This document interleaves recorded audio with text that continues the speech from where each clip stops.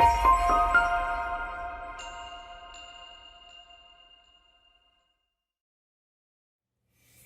everyone, this is Jane with Barlow Herbal, and in this video I'm going to cover some fun information about the licorice root plant.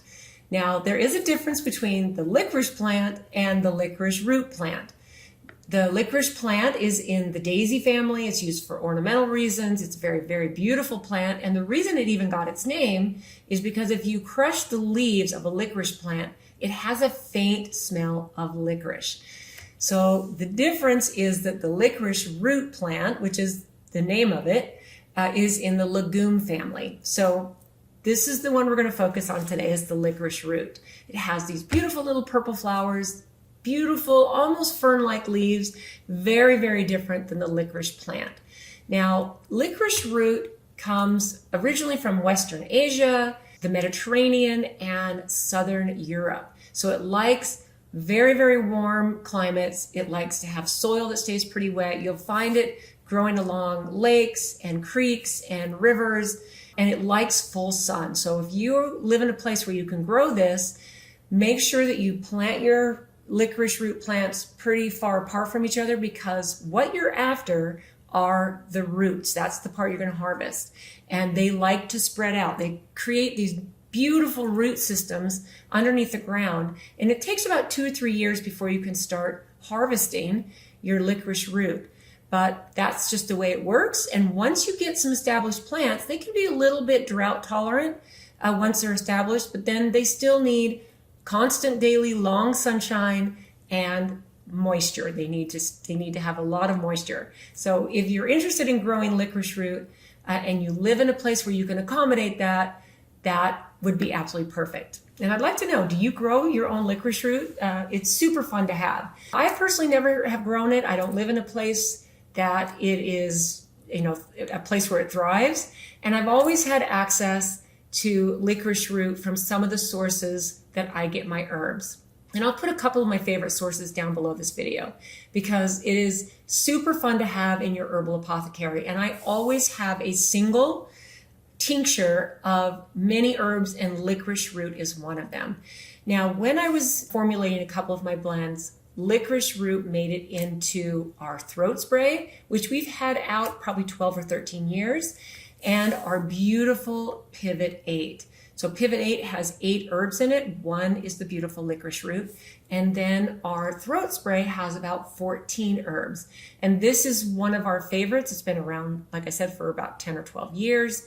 There's so many reasons to have something like this in your herbal apothecary. So what I did is I looked through, what I like to do lately is look into some ancient texts. Has a plant been used in medieval times, in European herbalism, in the Roman times? And this is where a lot of the really beautiful, rich history of these plants lives. And one of my favorite things about the times we're living in now is a lot of herbs are starting to get some scientific research, so that as modern humans, we can take a look at the research and then we can feel more confident adding it into our daily life or our herbal apothecary in period.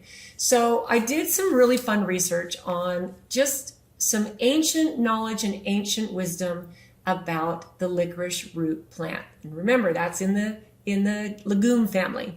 Now, there's a compound that licorice root is really famous for. It's a little bit of a mouthful, Glycyrrhizin glabra. And I'll put that below. That's one of the fun ways of learning about herbal medicine and the constituents and the compounds that they contain and the botanical names, because they're fun to learn, they're sometimes hard to pronounce, and this is part of the fun. So here's some really cool things I found. Now, in Ayurvedic medicine, these are some of the things and the health benefits that licorice root is known for. It's known very popularly as a respiratory tonic, okay? Clears congestion, soothes coughs, and relieves sore throats. It's known as a digestive healer, stomach ulcers, indigestion, and to cool the stomach. And when you talk about a cooling herb, you're talking about cooling inflammation, mainly from my experience. So a cooling herb really brings inflammation down. So think if you have an inflamed throat, you've got a cold or a flu, or just irritation from allergies, licorice root is just one of those beautiful, soothing, cooling herbs. Also known as a rejuvenator, okay? It's considered strengthening, improves vitality, and it nourishes all of your body tissues. I mean, how great is that? How great is that?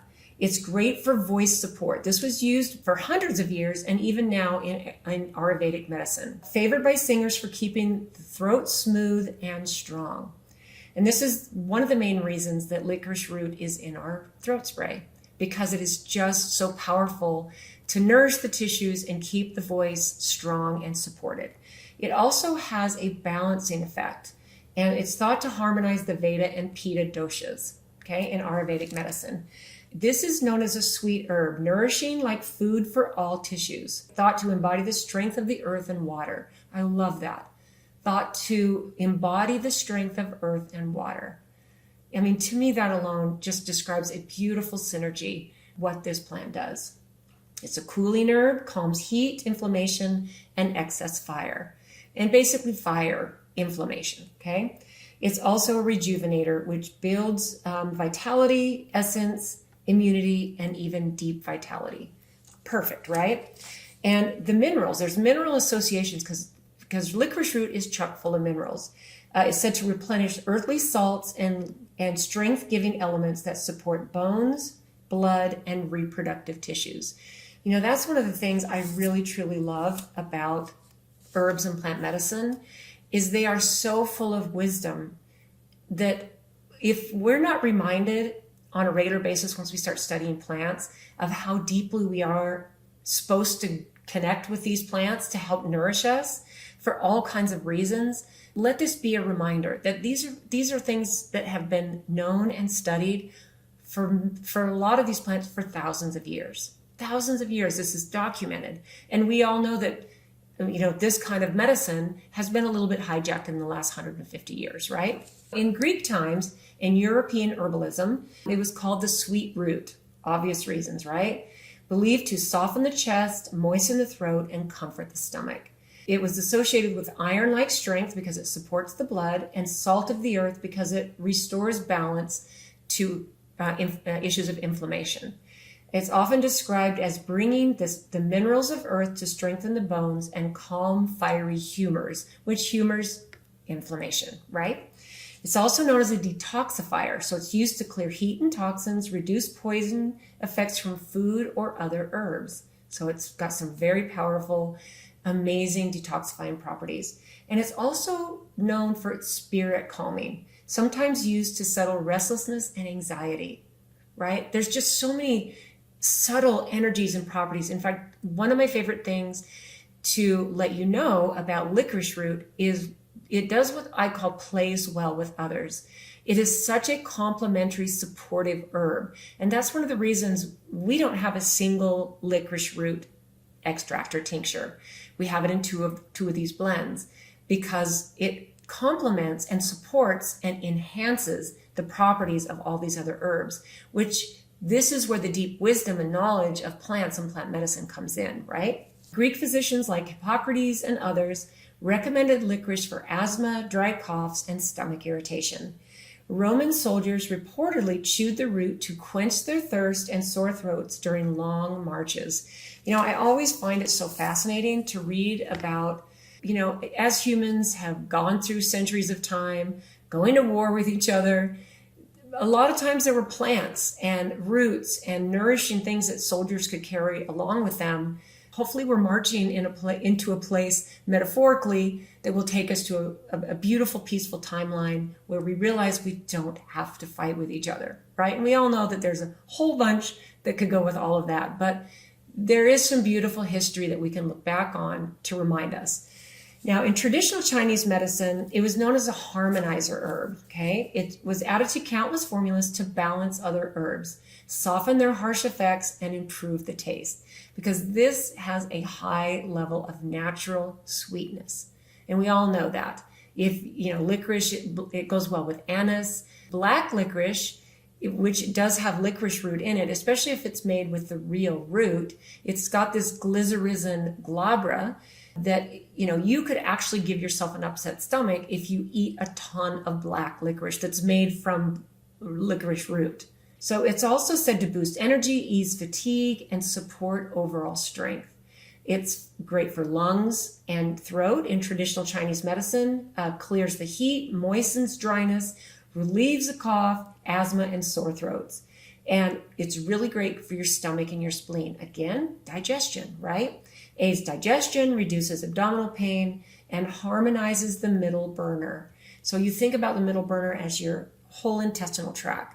Digestion. Your digestion is the things that benefit from even a little bit of licorice root added into a blend. You've got just Mother Nature singing in harmony, which I totally love. So in traditional Chinese medicine, it was classified as sweet and neutral in energy. So the energy of it is neutral. That's what makes it such a beautiful supportive herb. It's believed to enter all 12 meridians, harmonizing the whole body. I mean, think about that. You don't need a lot, and it's thought to balance all 12 of your meridians. That alone, when you take medicinal herbals and you take them with intention, and what I like to do when I take any of my herbals, I don't just swallow them down fast. I put real intention. And after I take maybe a little blend of some tinctures, I put a little bit of water in a cup. Sometimes I'll boil the alcohol out, sometimes I won't. But there is deep intention, and it only takes a few seconds to really sit with it. When I drink it, I really pay attention to how it feels as it's in my mouth, as it goes down my throat, and I can feel it. And especially herbs that are affecting your respiratory, your throat health, your digestion. If you really take these things with intention, you're adding a whole nother layer of health and healing and vitality. This is one of these plants that is definitely something to look into, okay? And I'm going to put a link to a couple of my favorite places where I get my licorice root. I usually get it dried, and a lot of times I'll get it what's called cut and sifted. So it's all ready for me to make into a tincture, because this is not a plant that I've ever grown myself. So it's also associated with giving you vital energy. Symbolically, it was thought to contain the 5 elements, which are wood, fire, earth, metal, and water in balance, okay? Which is why it harmonizes so well with other herbs. Mineral-wise, in traditional Chinese medicine, the classics describe it as providing earthy metals that moisten dryness and sweet earth energy. And you think about any type of root medicinal herbal that you're using, of course, it's going to have that powerful root, that earth medicine, because that's where it grows. It grows in the earth. Monks grew licorice in monastery gardens as a panacea herb. Panacea is for all things. Think about how encompassing that is. So whenever I think medieval monks, I always think of like this beautiful movie of Romeo and Juliet that was directed by Franco Zeffirelli. I've watched this movie probably 100 times because it came out when I was in about 6th grade. My parents took me and my sisters to this movie in the theater, and it had such a beautiful impact. And one of the scenes that was so profound for me is when I think it was first Juliet goes into the monk, and there's this huge, beautiful apothecary, and there's this amazing garden where he's gathering herbs. And this is what I always picture when I think of this. So monks grew licorice in monastery gardens as a panacea herb. It was used for chest complaints, hoarseness, ulcers, internal heat, and even as a mild laxative. So think just mild, because it helps your digestion, right? So a lot of these things are repeating, but rightly so. The traditional constituents, and if you think about these constituents like the vitamins and minerals that we would call now, so instead of, and this is an ancient view of this, instead of vitamins and minerals, ancient systems describe licorice in energetic and symbolic terms. And I'm going to keep going with this because this is really cool what I found. The sweet taste is known to be nourishing, harmonizing, and moisturizing. The cooling quality calms inflammation, fever, and excess heat. The moistening effect relieves dryness of the lungs, the throat, and the skin.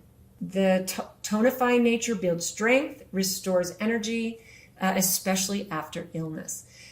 So again, this is another reason to really think about having this somewhere where you can add a few drops. Like you can make your own tincture of licorice root.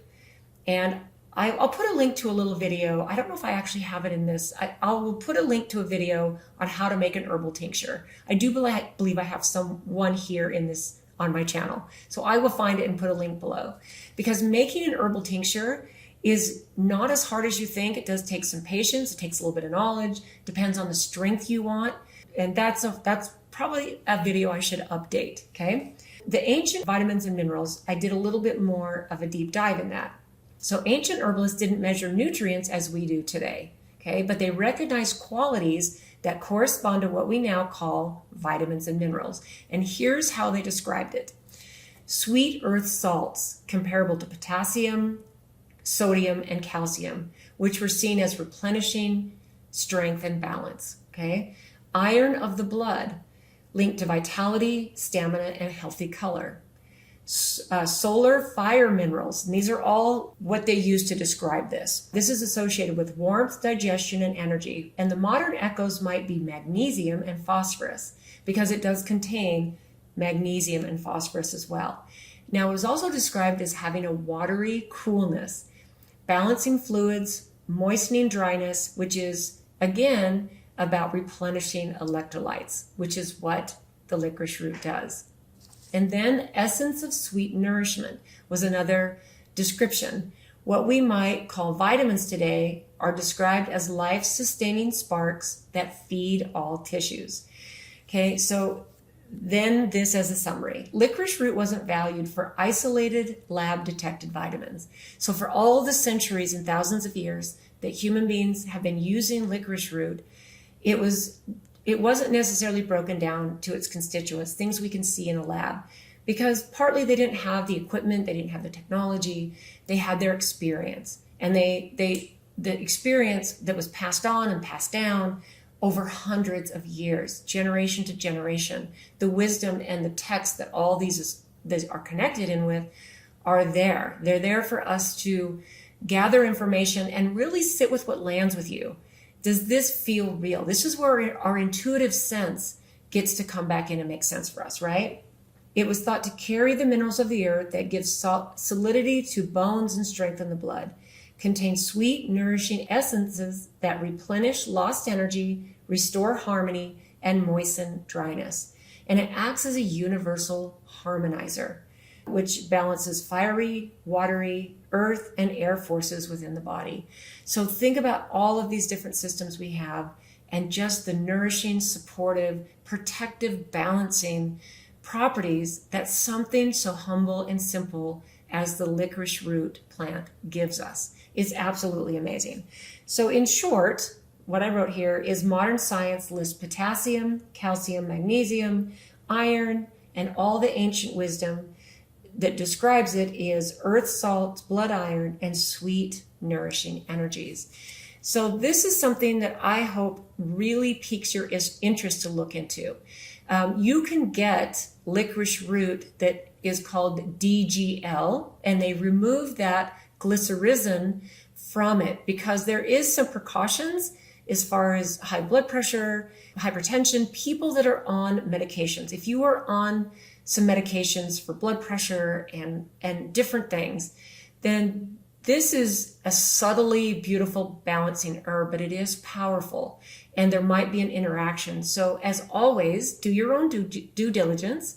And if you're on some medications, I would connect in with a functional medicine doctor, a naturopath, even your healthcare practitioner, especially if they are into taking the best of modern medicine and the best of natural medicine, and not only helping to blend them, but helping to make sure that you're using them correctly and safely. So I would love to know what you think about the amazing licorice root. Remember, it's in the legume family, and the licorice plant is in the daisy family. Maybe you did not realize that they were two completely different plants. So maybe you love licorice root as much as I do, and I'd love to hear about it. So thanks for tuning in today, guys, and we will see you next time.